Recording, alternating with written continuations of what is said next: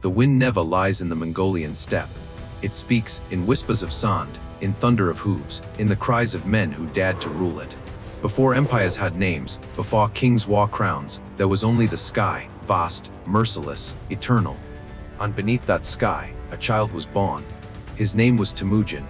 No palace, no armies, no destiny, only hunger, cooled, and the will to survive. He would grow to face betrayal, slavery, and exile.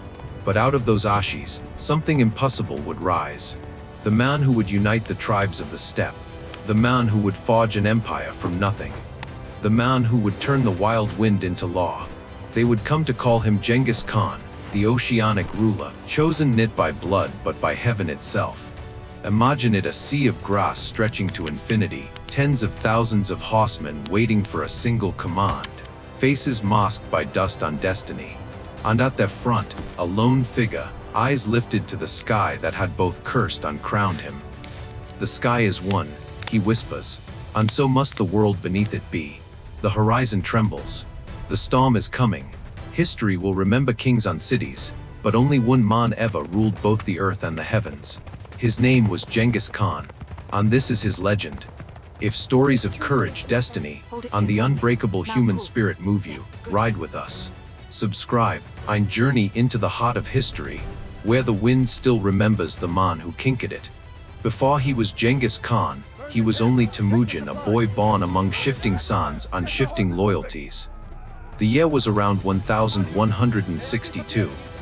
The Mongolian steppe was a world without borders, ruled by tribes, knit nations, and by oaths, knit laws. It was a place where survival meant alliance, and betrayal was a daily ritual. The steppe stretched wider than the imagination, a sea of grass where men rode until the horizon swallowed them. Every family carried its world in saddlebags. Every dawn was uncertain. The tribes of the plains, the Techid, the Merkits, the Tatars, the Karates, moved like ghosts across this vast expanse, waging wars that began and ended with the seasons. Temujin was born into one such clan, the Bajajin, heirs of nothing but the wind. His father, Yesujay, a respected chieftain, was poisoned by rivals when Temujin was still a child. That single act shattered his world. Stripped of power and protection, his mother, Huralun, gathered her children and led them into exile, surviving in roots, wild berries, and the flesh of their own horses. Out there, beneath the endless blue sky, a young boy learned what no school could teach. That strength was not given, but taken. That loyalty was worth more than gold. And that even the Gids of the steppe, the eternal Tengri, helped only those who refused to kneel. As Temujin grew, so did his legend. He hunted wolves to feed his brothers. He challenged the traditions that chained men to bloodlines. He saw that the steppe, for all its vastness, was imprisoned by caste, a world where tribes destroyed each other, instead of dreaming together. To him, the vision of unity was not madness, it was survival. In the distance, other empires thrived. To the west, the Crusaders marched in the name of faith.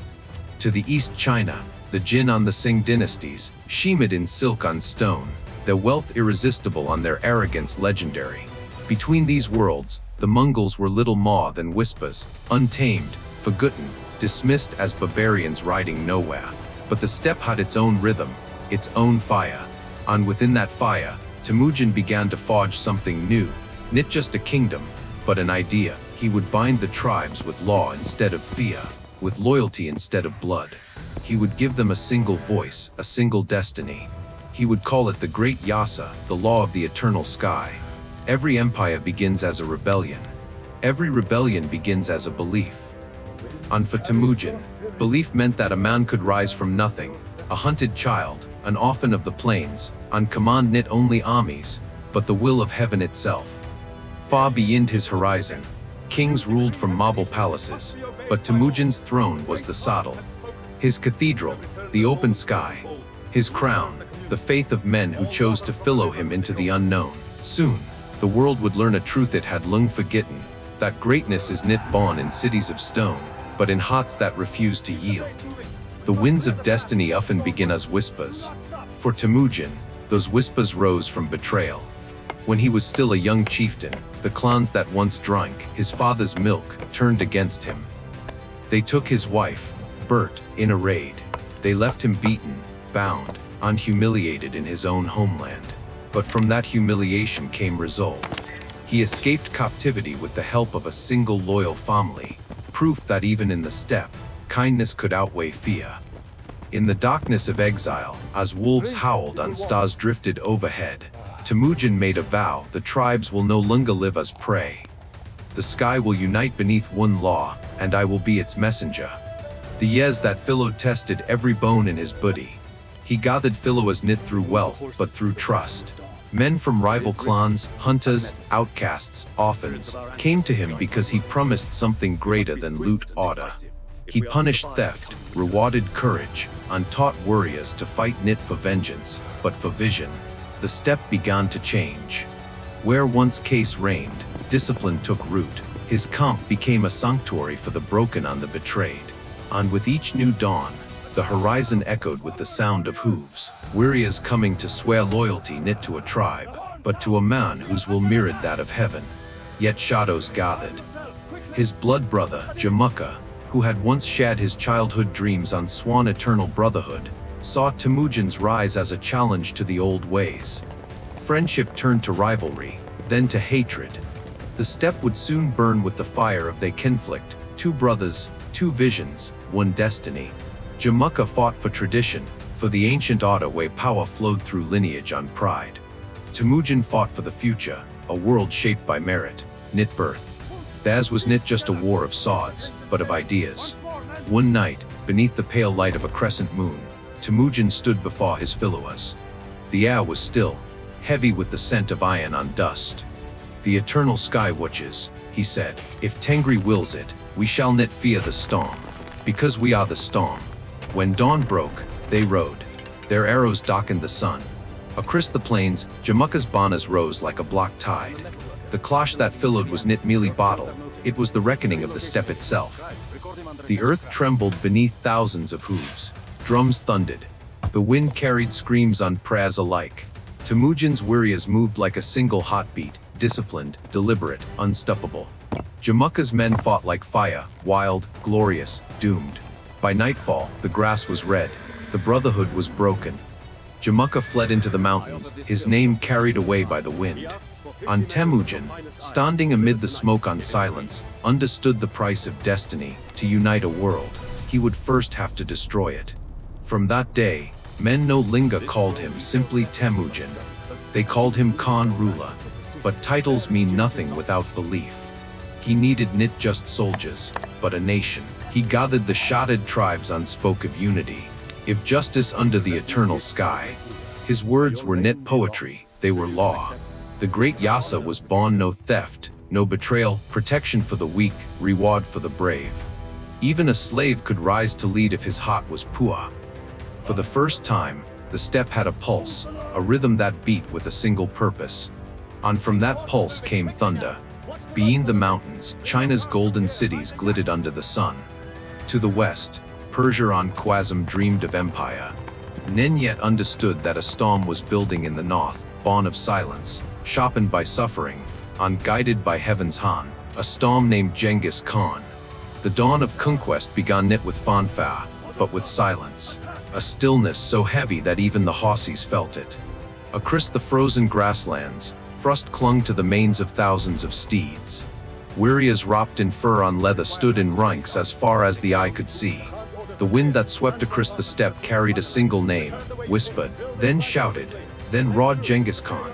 Under the eternal sky, he had united a people long divided by blood.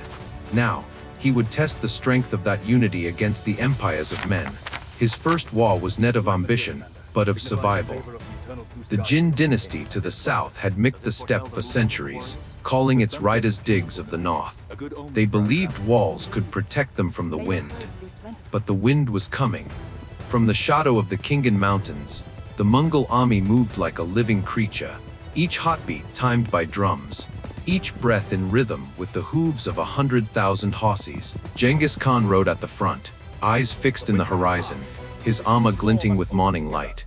The sky is one, he told his generals, and so must the world beneath it be. When the Mongols struck, they did not strike once. They struck everywhere. Messengers galloped ahead to spread confusion.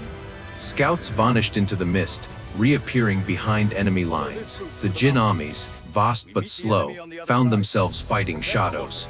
And when the real attack came, it was like the breaking of a storm. At the river's edge, the Jin troops believed they had cornered the invaders. But the river froze under the night wind, turning to glass beneath the hooves of the Mongol cavalry. As dawn broke, the Jin soldiers saw what they thought were snowdrifts moving toward them, until they heard the thunder.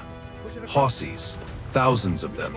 The ice cracked, the arrows sang, and the disciplined case of the Mongol charge swept them into eternity. From city to city, fortress to fortress, the pattern repeated. Walls that had stood for centuries crumbled under fire and fear. Entire kingdoms surrendered knit to the sword, but to the message it carried: submit and live. Resist and vanish. But conquest was never enough. For Genghis Khan, war was knit cruelty, it was clarity. He saw beyond victory, he saw order rising from the ashes of case. He spared artisans and engineers, built networks of trade, and opened routes that would one day connect Asia and Europe, the veins of a new world pulsing under one sky. Yet even as his empire grew, the ghosts of his past followed him. Jamukha, once his brother, now his prisoner, was brought before him in chains. The years had coved sorrow into both their faces. You were the fire, Genghis said softly, and I was the wind. Together we could have burned the world clean. Jamukha smiled, weary, proud. And yet the wind must always outlast the flame. Genghis offered mercy, but Jamukha refused. Let my death remind you, he said, that unity built in fear will never endure. The execution was swift. For days after, the Khan spoke to no one. Even heaven, it seemed, had turned away in silence. The following years saw empires fall like leaves. The Khwarezmian Shah insulted the Khan's envoys, killing them and sending their heads back in mockery. In response, the Mongol horde moved west, not as an army, but as a judgment. From the deserts of Central Asia to the gates of Persia, they swept forward like a tide of steel on flame. Cities that defied them became dust. The city of Nishapoa fell, its walls crumbling under catapults on fury. The Khan's banners rose over burning skylines, not in triumph, but in inevitability. Those who survived whispered that the eternal sky itself rode with them, lightning flashing behind their lines, thunder rolling over the plains. To the faithful, it was Tengri's approval. To their enemies, it was apocalypse. And yet, within the storm, there was method. The Khan spared scholars, physicians, and priests. He demanded translators and astronomers, believing that knowledge, like loyalty, must be conquered, not destroyed. Under his rule, the Silk Road flowed again, a river of trade and ideas connecting worlds that had never before touched. He wrote no poetry, yet his empire became a poem written across continents. He built no temples, yet every horizon bore his mark. Still, power comes with solitude. In nights when the campfires flickered low, the Khan would look toward the stars and whisper to the wind. Tengri, he would ask, was this your will? That peace should be born only through pain. The sky never answered, but the silence itself seemed divine. In 1227, in the edge of the world he had remade, Genghis Khan fell ill. His generals gathered around him, the faces lit by the glow of the dying fire. He told them, the world is temporary, the sky is eternal. I was born of the sky, unto the sky I return. Outside his tent, the wind rose once more, carrying dust and prayers into the dark. When it settled, the man was gone. Only the legend remained. From the Pacific to the Black Sea, people would speak his name in fear, in awe, in reverence. But for those who knew him, the men who had ridden with him, who had watched him weep, who had seen him bury his dead, he was not just a conqueror. He was the living breath of the steppe. A reminder that empires crumble, but the wind never dies. Long after his death, the wind of the steppe still whispered his name. Genghis Khan, the man who had no kingdom, yet built the greatest empire the world had ever seen. The man who was born in dust and ruled through silence. His sons would carry his banner across deserts and mountains, spreading his dream from Korea to Kiev, from the Persian sands to the frozen Volga. The empire he forged out of case became a bridge, a highway of ideas, trade, and faiths. Through his conquests, silk met steel, east met west, and the world grew smaller beneath the eternal sky. Historians still argue whether he was a tyrant or a visionary. But perhaps both can be true. For Genghis Khan understood something few ever have, that order is not born from peace, but from struggle. That unity often demands sacrifice. He believed the sky had chosen him not to destroy, but to connect. Not to end civilizations, but to force them to look beyond their walls. And so, from the bones of war, he built a kind of order that would outlive him, the Pax Mongolica, the Mongol peace, where caravans could cross continents under a single law and a single name. Centuries later, the dust of his empire has settled. But his question remains, echoing through history: can humanity ever be united without conquest? Or are we all, like him, forever bound to fight the case within ourselves before we can master the world beyond? Beneath the same sky that watched him rise and fall, the wind still carries his answer. A whisper, fading yet eternal. The sky is one, so must we be. History remembers him as a conqueror, but beneath the armor, beneath the storm, was a man who believed that destiny could be shaped, not by blood, but by will.